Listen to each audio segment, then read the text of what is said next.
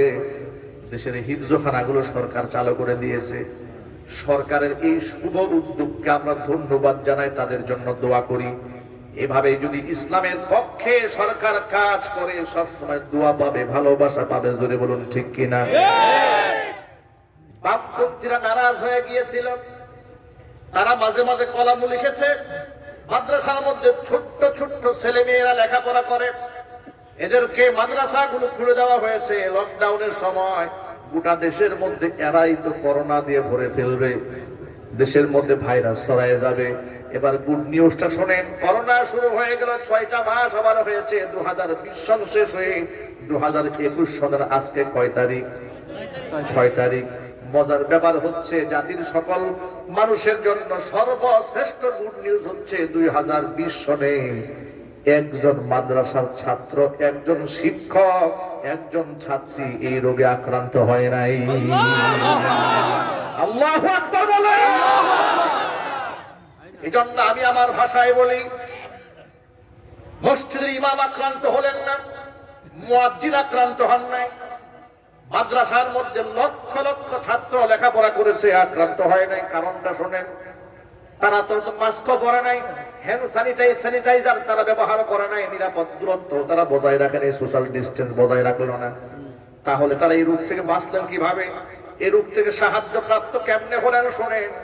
হিফজখানার মধ্যে ছাত্ররা 24টা ঘন্টার মধ্যে 16 থেকে 18 ঘন্টা পর্যন্ত আল্লাহ পাকের কোরআন তেলাওয়াতে রত থাকে। বলুন ঠিক কিনা? শুধুমাত্র গোসল আর খাওয়া আর ঘুম বাদ দিয়ে, টয়লেটে যাওয়া আসা বাদ দিয়ে পুরো সময়টার মধ্যে তারা কোরআন তেলাওয়াত করে। কোরআন তেলাওয়াত করা মানে হচ্ছে আল্লাহর সাথে কথা বলা। আর কোরআন তেলাওয়াত না পাক লোকেরা করতে পারে না। ওযু গোসল করে পবিত্র হয়ে কোরআন তেলাওয়াত করতে হয়। যারা কোরআনের সাথে সম্পৃক্ত হয়েছে, আল্লাহ সুবহানাহু ওয়া তাআলা গজব থেকে নিরাপত্তার চাদরে তাদেরকে ঢেকে নিয়েছে। জোরে বলেন সুবহানাল্লাহ। এখান থেকে এই শিক্ষা আমরা গ্রহণ করতে পারি, সাহায্য যদি আমরা আল্লাহর কাছে চাই তাহলে এই দেশটা করোনা থেকে বাঁচবে। আল্লাহর কাছে সাহায্য না চেয়ে মাস্ক পরেন, গ্লাভস পরেন, হ্যান্ড স্যানিটাইজার ব্যবহার করেন, সোশ্যাল ডিস্টেন্স যত আপনি বজায় রাখেন না কেন ফায়দা হবে না। শুধুমাত্র মাস্ক পরে যদি করোনা থেকে বাঁচা যেত তাহলে দেশের মন্ত্রী মিনিস্টাররা করোনায় আক্রান্ত হয়ে মরতো না। শুধুমাত্র মাস্ক পরে যদি বাঁচা যেত ডোনাল্ড ট্রাম্প করোনা রোগে আক্রান্ত হতো না। জোরে বলেন ঠিক কিনা? ডোনাল্ড ট্রাম্প কি জানাজা পড়তো না? মসজিদে আসতো ঘন ঘন? তাহলে আক্রান্ত হলো কেন? এর মানে আমাদের ঈমানকে মজবুত করতে হবে। কাফের বেঈমানরা আমাদেরকে শিখিয়েছে রোগ একজনের গা থেকে আরেকজনে যায়, আর মুসলমান এটা স্বীকার করে নিয়েছে। ও মুসলমানেরা, এই করোনাকালীন সময়ে সূক্ষ্মভাবে আমাদের ঈমানকে হরণ করা হয়েছে, আমাদের বিশ্বাসের মধ্যে শিরিক ঢুকাইয়ে দেওয়া হয়েছে। আজকে এখান থেকে তওবা করতে হবে, আমার বিশ্বাসকে পরিষ্কার করে দিতে হবে। আমার আপনার নবী জীবনে একটা মিথ্যা শব্দ উচ্চারণ করেন নাই। 1000 বছর আগে নবী করিম সাল্লাল্লাহু আলাইহি সাল্লাম বলেছেন, লা আদওয়া, ইসলামের সংক্রামক ব্যাধি বলতে কোনো রোগ নাই। জোরে বলেন সুবহানাল্লাহ। আমি যদি আপনাদের কাছে জানতে চাই যে আমার নবী কি মিথ্যা কথা বলেছেন, জবাবটা এইভাবে দিলেন আপনারা। আমার রাসূল কি মিথ্যা কথা বলেছেন, অবৈজ্ঞানিক কথা বলেছেন, অসত্য কথা বলেছেন? সাহাবায়ে কেরাম জিজ্ঞেস করলেন, নবীজি আপনি বললেন রোগের নিজস্ব ক্ষমতা নাই, একজনের গা থেকে আরেকজনের গায়ে শিফট হতে পারে না, কিন্তু আমরা তো দেখতে পাই 100 উট যদি কোনো পালের মধ্যে থাকে আর সেখানে একটা উটের গায়ে যদি জারিবা হয়, খুজলি পাঁচরা দেখা যায়, অন্য উট গুলাকে আক্রান্ত করে দেয়। তাহলে কি এর দ্বারা প্রমাণ হয় না যে রোগের সংক্রামক হয়? আল্লাহ নবী সাল্লাল্লাহু আলাইহি সাল্লাম সাহাবীদের আকীদা পরিষ্কার করার জন্য বললেন, ফামান আ'দাল আউয়াল, তোমরা যদি এই বক্তব্য দিয়ে থাকো যে রোগ একজনের গা থেকে আরেকজনের গা শিফট হয়েছে, তাহলে তোমরা এবার জবাব দিয়ে বলো, প্রথম যে উটটা রোগে আক্রান্ত হয়েছে সেটা কোন জায়গা থেকে আক্রান্ত হলো? কথা বলুন ঠিক কিনা? আকীদা পরিষ্কার হয়ে গেল, রোগ আল্লাহর পক্ষ থেকে আসে, সুস্থতাও আল্লাহর পক্ষ থেকে আসে। এই জন্য মুমিনদের হতাশ হওয়ার, নিরাশ হওয়ার কোনো কারণ নাই। তবে আমি এই কথা দ্বারা এটা বোঝাতে চাই না তাহলে কি নামাজ রোজা হজ যাকাত করলে যদি আদায় করে তাহলে তার করোনা হতে পারে না? অবশ্যই হতে পারে, কিন্তু আমি তো এতেও ভয় পাই না। তার কারণটা শুনেন, কারণ হলো আমার নবীজি আমাকে জানিয়ে দিয়েছেন মান মাতা ফিত তাউনি ফাহুয়া শাহীদ। কোন ইমানদার যদি মহামারীতে আক্রান্ত হয়ে মারা যায়, আল্লাহ পাক তাকে শাহাদাতের মর্যাদা নসিব করে দেয়। আমার তো খোয়াবার কিছু নাই, আমার তো হারাবার কিছু নাই। ইমানদার যদি সুস্থ হয় নিয়ামতের শুকরিয়া আদায় করবে, আর ইমানদার অসুস্থ হয়ে গেলে সবর করবে, ধৈর্য ধারণ করবে। ইমানদার রোগ ব্যাধি হলে ভয় পাবেন না।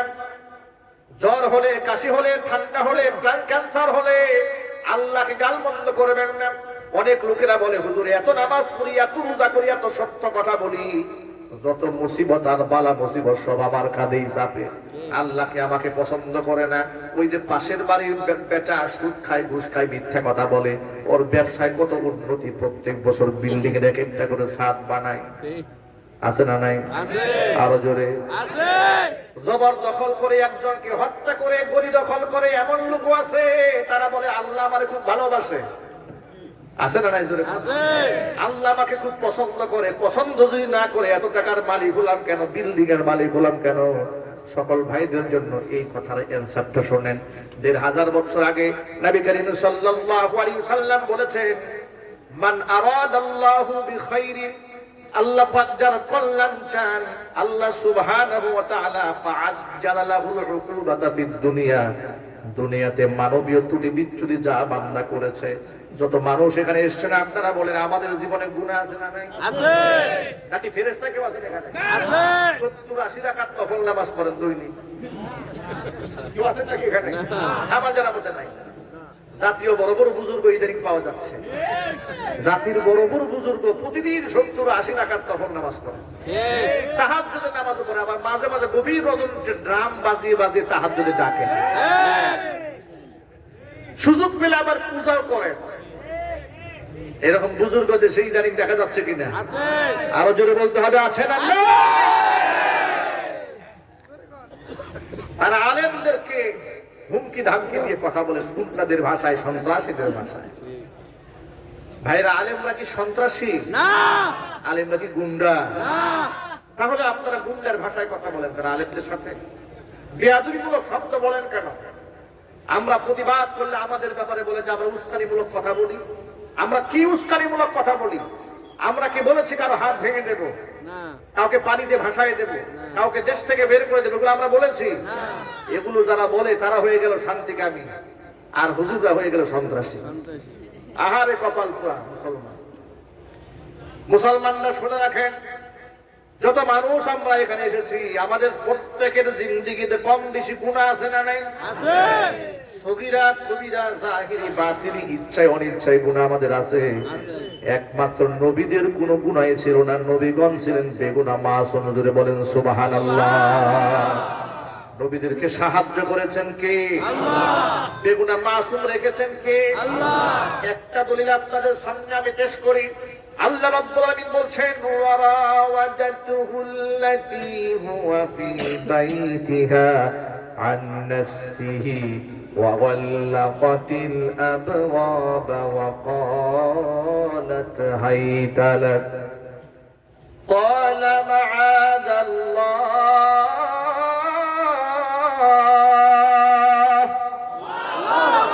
ইন্নাহু রাব্বী أحسن مثواي إنه لا يفلح الظالمون।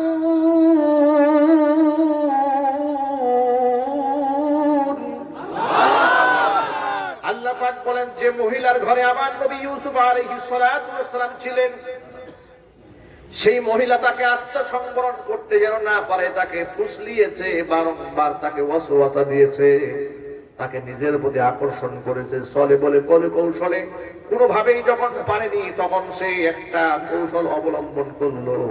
অন্দর মহলে বেডরুমে ডেকে নিয়েছে, ওয়াগাল্লাকাতিল আবওয়াবা, একে একে 7টা দরজার মধ্যে তালা লাগিয়ে দিয়েছে।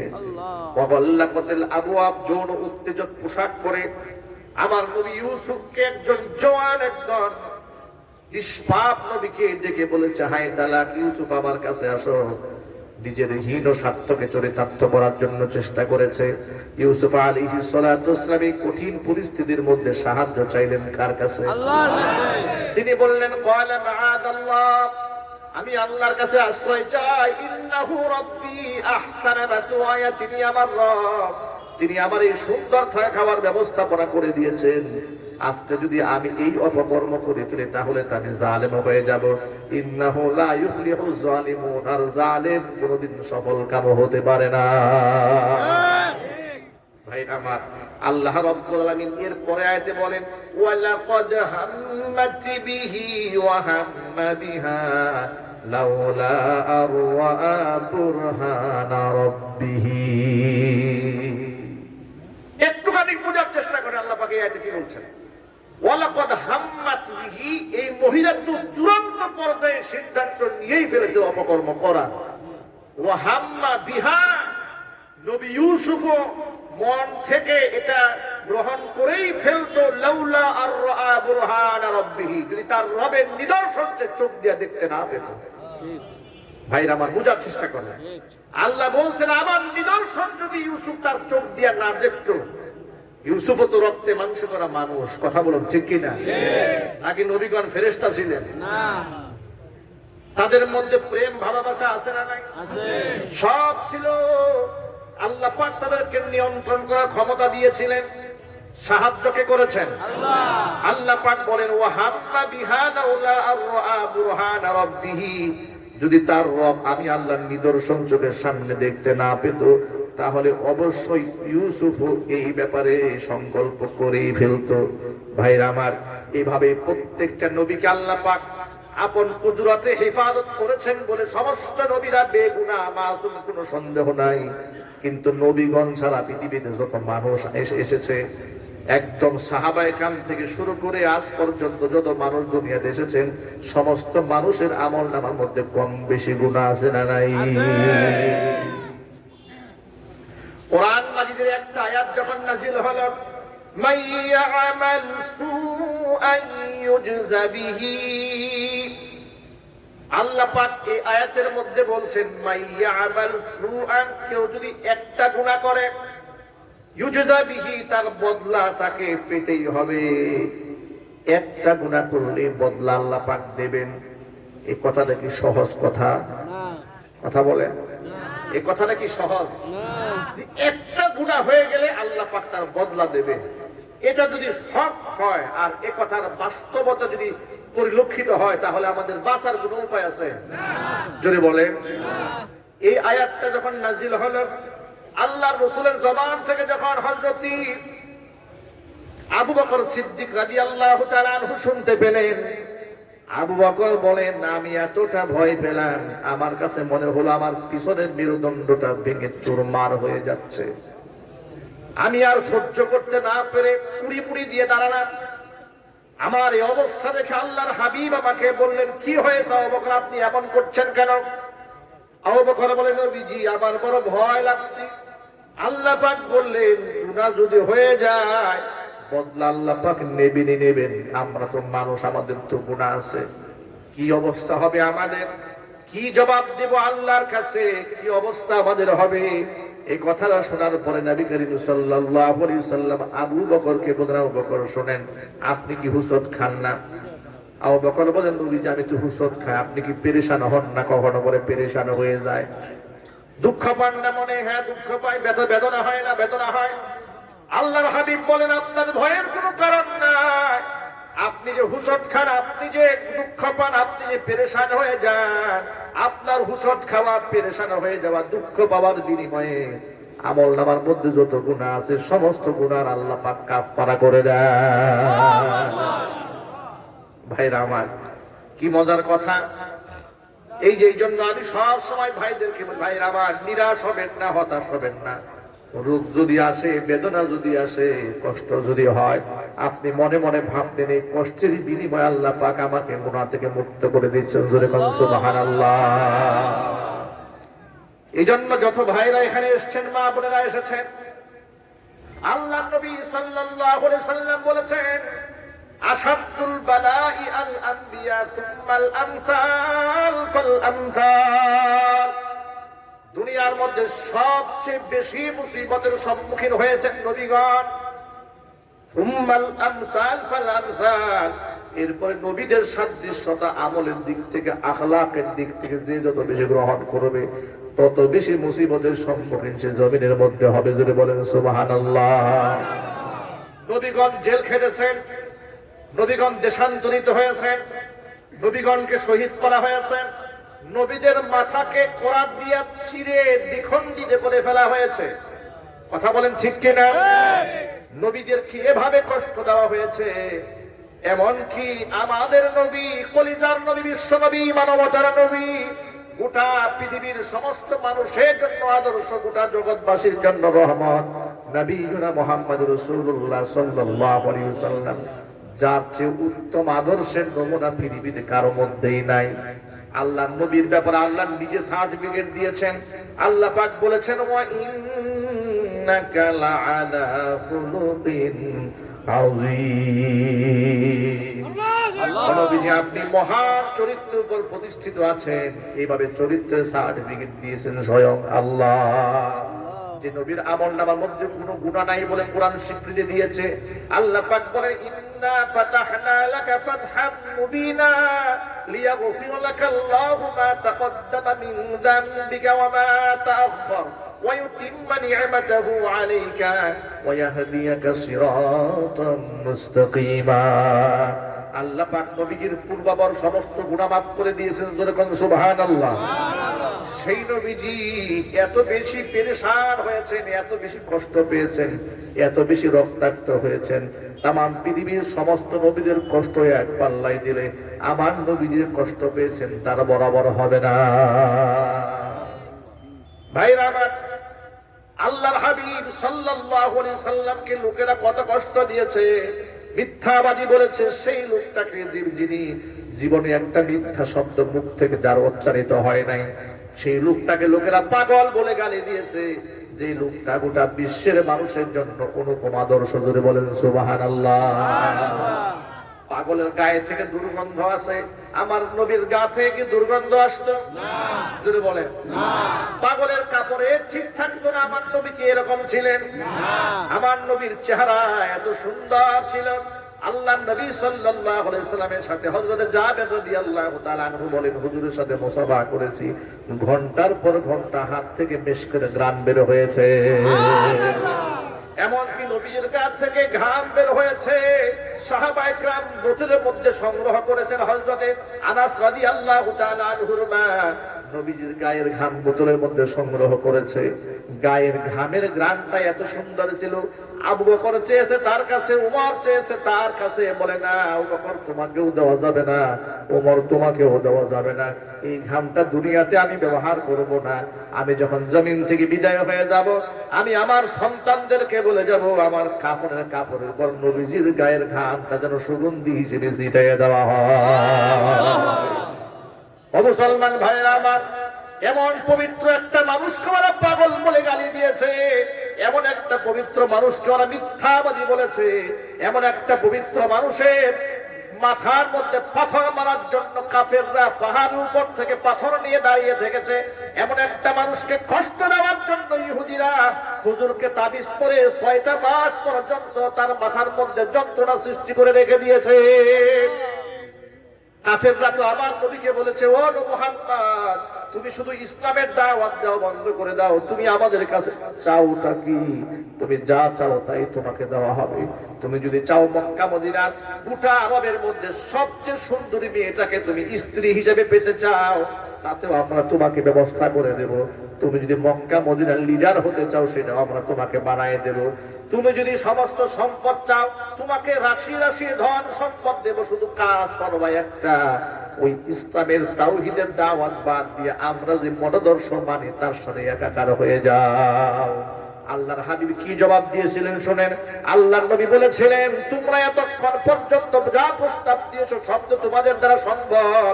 তোমরা যদি প্রস্তাব দিয়ে আমাকে বলো আমার এক হাতের চন্দ্র আর এক হাতের মধ্যে সূর্য এনে দেবে, বিনিময়ে আমার আল্লাহর দ্বীনের দাওয়াত দেওয়া থেকে আমাকে বিরত রাখবে, সেটাও আমি কোনোদিন করব না। জোরে বলেন সুবহানাল্লাহ। ভাইরা আমার, একটুখানি এখানে বোঝার চেষ্টা করেন, কিছু কিছু বিষয় আছে যে বিষয়ের সাথে কম্প্রোমাইজ চলে না। আজকে লোকেরা দ্বীন ও ইসলাম না বুঝার কারণে অনেক ব্যাপারে কম্প্রোমাইজ করে ফেলে, কথা বলেন ঠিক কিনা?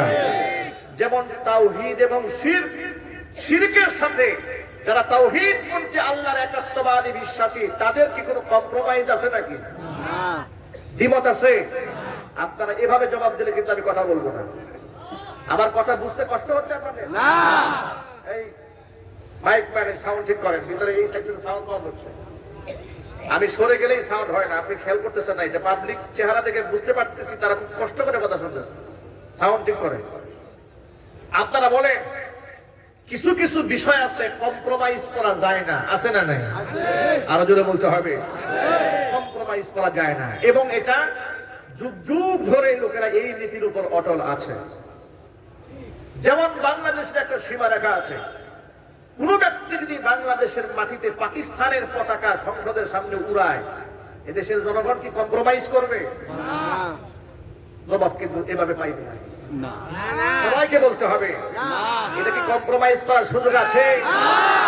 অনুরূপভাবে বাংলাদেশের হাইকোর্ট সুপ্রিম কোর্টের সামনে যদি ভারতের পতাকাকে উত্তোলন করে, কোন কম্প্রোমাইজ আছে?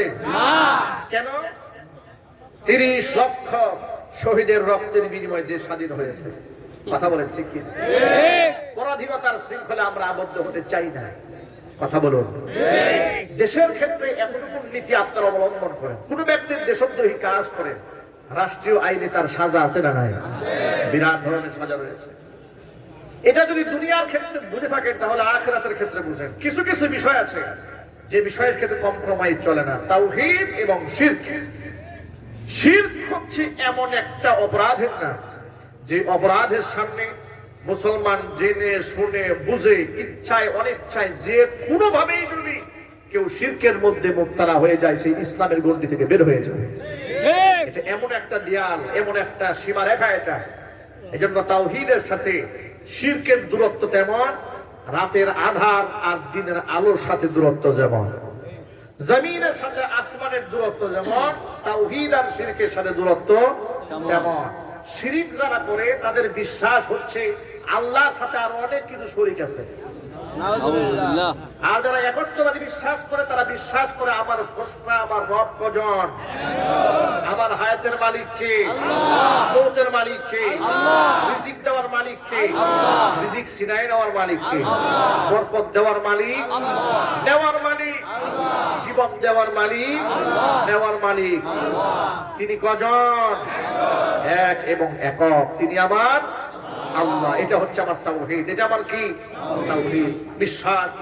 পক্ষান্তরে যারা শিরকের সাথে মুবতালা হয়েছে তারা বিশ্বাস করে, যেমন খ্রিস্টানদের বিষয়ে আপনারা ধরেন, এই কথাটা এক্সাম্পল হিসেবে উদাহরণ দিচ্ছি আমার মুসলিম ভাইদেরকে সতর্ক করার জন্য। ভিন্ন ধর্মাবলম্বী যারা আছেন তাদেরকে হিট করার জন্য নয়, আঘাত দেওয়ার জন্য নয়।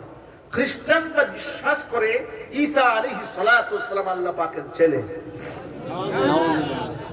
এমনকি হযরত মারিয়াম আলাইহাস সালাতু ওয়াস সালামকে তারা নবী আল্লাহ পাকের স্ত্রী দাবি করে। এই বিশ্বাস তাদের আছে। প্রত্যেক বছর ডিসেম্বর মাসের 25 তারিখ ক্রিসমাস ডে, বড়দিন উদযাপন তারা করে, কথা বলুন ঠিক কিনা? আপনারা কি জানেন এ তাৎপর্য কি? অনেকে আপনারা জানেন না, কিন্তু অনেক মুসলমান না বুঝে খ্রিস্টানদের বড়দিন উপলক্ষে মুসলমান হয়ে সে শুভেচ্ছা জ্ঞাপন করে। শুভেচ্ছা জ্ঞাপন করার আগে এই ব্যাপারে পড়াশোনা নাই, কোনো জ্ঞান নাই, নলেজ নাই, কোন প্রকারের ধর্মীয় জ্ঞানও নাই, দুনিয়াবি জ্ঞানও নাই, ইতিহাসের জ্ঞানও নাই। না থাকার কারণে তারা নিরপেক্ষতার শব্দাবরণে ক্রিসমাস ডে উপলক্ষে একটা খ্রিস্টানকে শুভেচ্ছা দিল, কিন্তু জানেন না ক্রিসমাস ডে বলতে আপনি যাকে শুভেচ্ছা জ্ঞাপন করলেন তারা বিশ্বাস করে এই সেই 25শে ডিসেম্বর, যে 25শে ডিসেম্বর আল্লাহ সুবহানাহু ওয়া তাআলা ঈসা আলাইহিস সালাতু ওয়াস সালামকে জন্ম দিয়েছে। এই হচ্ছে তাদের বিশ্বাস। আর এই বিশ্বাসের মধ্যে আপনি ওয়েলকাম দিলেন, আপনি শুভেচ্ছা দিলেন, বুঝতে পেরেছেন আপনি কি কাজটা করলেন? অমুসলিমদের দুর্গা উৎসব আসে, অমুসলিমরা তাদের ধর্ম পালনের স্বাধীনতা পাবে, এটা তাদের সাংবিধানিক অধিকার, কথা বলুন ঠিক কিনা? আমার ধর্ম আমাকে এটাই শিখিয়েছে, লা ইকরাহা ফিদ্দীন লাকুম দীনুকুম ওয়ালিয়া দীন। তোমরা তোমাদের ধর্ম পালন করো, আমরা আমাদের ধর্ম পালন করি। ইসলাম তো এটা আমাদেরকে শিখিয়েছে, কথা বলেন না কেন? ইসলাম আমাদেরকে শিখিয়েছে জবরদস্তি করে কোন অমুসলিমকে জোর করে মুসলমান বানানো যাবে? এটা কি ইসলামের আদর্শ? না, ইসলামের আদর্শ এটা নয়। দুই একটা মন্দিরে হামলা হলে যারা হামলা করে নেপথ্যে কারা? আপনারা বহুবার দেখেছেন, নিজেরা মন্দির ভেঙে মুসলমানদের উপর চাপিয়েছে এমন দাগী আসামি বাংলাদেশে আছে না নাই? বড় দুঃখ নিয়ে বলি, গতকালকে চট্টগ্রামে একটি মাদ্রাসা, নোয়াখালীতে একটা মাদ্রাসার উপর হামলা করে মাদ্রাসা ভেঙে চুরে গুড়িয়ে দেওয়া হয়েছে, মাদ্রাসার টেবিলটাকে ভেঙে দেওয়া হয়েছে। এখন আমরা তোমাদের মতো বলতে পারি দেশের মধ্যে সাম্প্রদায়িক দাঙ্গা শুরু হয়ে গেছে। দুই ভাই মারামারি করেছে, এটাকেও সাম্প্রদায়িক বানিয়ে দিয়েছে পত্রপত্রিকায়। অমুসলিমদের ক্ষেত্রে যদি হয় আর মুসলমানদের ক্ষেত্রে যদি হয়, এই ব্যাপারে সাংবাদিকরা কুলুপ লাগায় মুখের মধ্যে বসে থাকেন, এই ব্যাপারে কোনো প্রতিবাদ করেন না, পত্রিকায় ছাপাতেও চান না। কথা বলেন না ঠিক কিনা? এটার নাম কেমন নিরপেক্ষতা আপনার? এজন্য আপনি কাকে ধন্যবাদ দিলেন, কোন ব্যাপারে আপনি বললেন যে আপনাকে ওয়েলকাম জানানো হলো, ধন্যবাদ জানানো হলো, এটা বলার আগে চিন্তা ভাবনা করবেন। আপনি কি এই বিশ্বাস করেন যে আল্লাহ পাকের ছেলে আছে? সবাই বলেন না আপনারা? এই বিশ্বাস যদি কোনো মুসলমান করে তার ঈমান থাকবে? এবার আপনারাই বলেন, 33 কোটি দেবতায় কি মুসলমান বিশ্বাস করে? গরুকে মুসলমান কি ভগবান মনে করে? দেবতা মনে করে? তাহলে গরুর পূজার ক্ষেত্রে আপনি যদি শুভেচ্ছা দেন, দুর্গা পূজার ক্ষেত্রে আপনি যদি শুভেচ্ছা দেন, তো আপনার মধ্যে মুশরিকের মধ্যে পার্থক্য থাকলো কোথায়? এই কথাটাই অনেকে বুঝতে চায় না। তারা বলে যে হুজুররা সাম্প্রদায়িক কথাবার্তা বলে, না বুঝার কারণ একটুখানি বুঝার চেষ্টা করেন।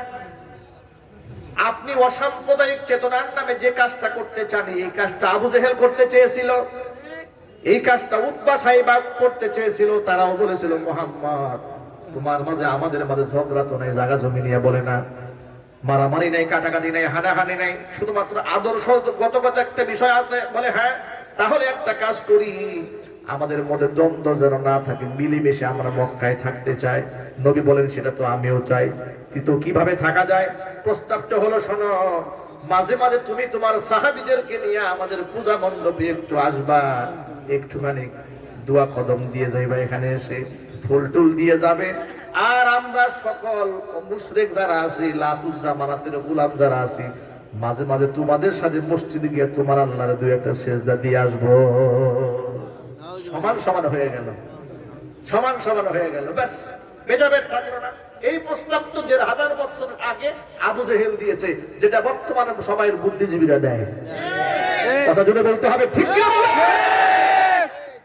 বুদ্ধিজীবীরা এই কথাই বলে যে আপনি পূজায় যান, ধর্মযাত্রার উৎসব, সবার উৎসব পালন করেন, মনে রাখতে হবে উৎসব মুশরিকের উৎসব কোনদিন তাওহীদপন্থী মুসলমানের উৎসব হতে পারে না।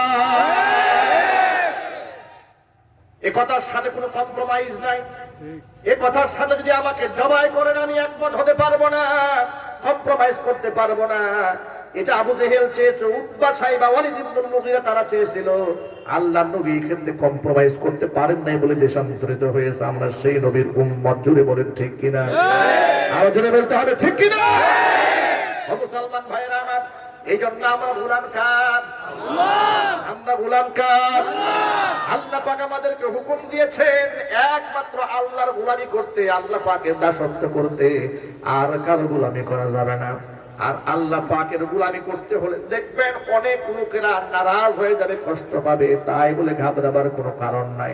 আমার নবীকে আল্লাহ পাক বলে, নবীজি ইয়া আইয়ুহার রাসূল বাল্লিগ মা উনজিলা ইলাইকা মির রাব্বিক ওয়া ইল্লাম তাফআল ফামা বাল্লাগতা রিসালাতাহু ওয়াল্লাহু ইয়াসিমুকা মিনান নাস। ও আমার রাসূল, আপনি হকের কথা পৌঁছায় দেন, আওয়াজ আপনি কান পর্যন্ত পৌঁছায় দেন। লাস্তা আলাইহিম বিমুসাইতির, আপনাকে দারোগা বানায় নাই, পিটায়ে পিটায়ে কালিমা পড়াবেন, দায়িত্ব আপনার না। আপনি শুধুমাত্র পৌঁছায় দেন। ফামান শাআ ফালিয়ুমিন ওয়া মান শাআ ফালিয়াকফুর, যার খুশি ঈমান আনবে, যার খুশি সে কুফরি করবে। আপনার কোনো দায়িত্ব নাই। আপনার দায়িত্ব হচ্ছে কান পর্যন্ত পৌঁছায় দিয়েছেন কিনা। বিদায় হজের ভাষণের সময় আল্লাহর নবী কি বলেছেন শোনেন, কষ্ট হচ্ছে নাকি? না।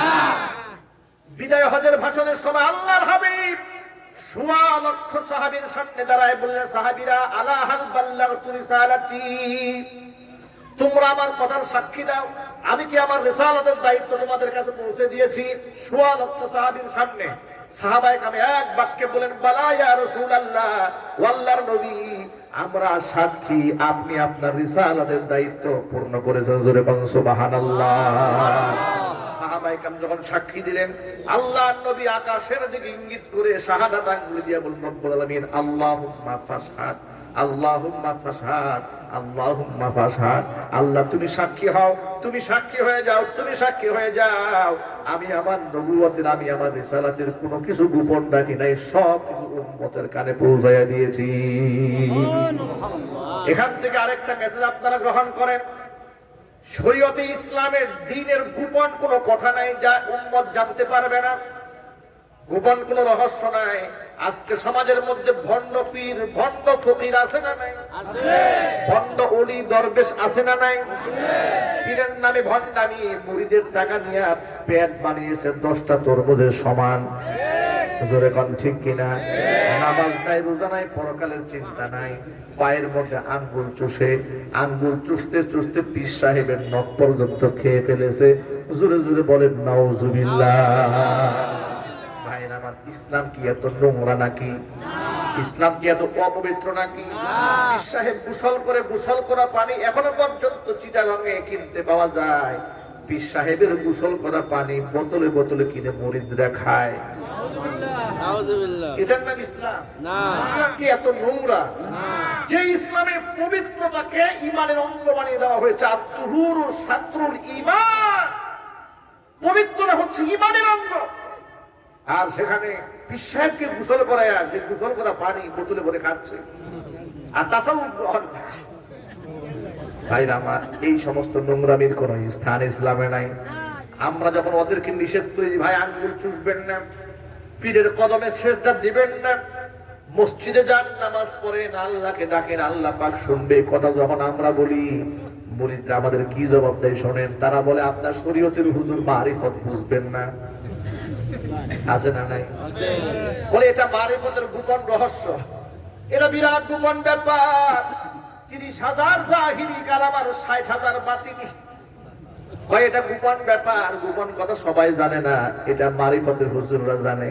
আমার বন্ধুগণ, আপনারা বলেন 16 বছর 20 বছর, এটা আমাদের উস্তাদ মুহতারাম, যিনি আমাকে হাদিস পড়িয়েছেন, আমার মতো শত শত ছাত্রদেরকে যিনি হাদিস পড়ান, তিনি হাদিস বুঝলেন না, ইসলাম বুঝলেন না। যে লোকটা সারা জীবন পর গাজার কলকি টেনেছে, সে ইসলাম বুঝে গেছে। এটা শয়তানি ছাড়া কি আর কিছু? আরো জোরে বলেন।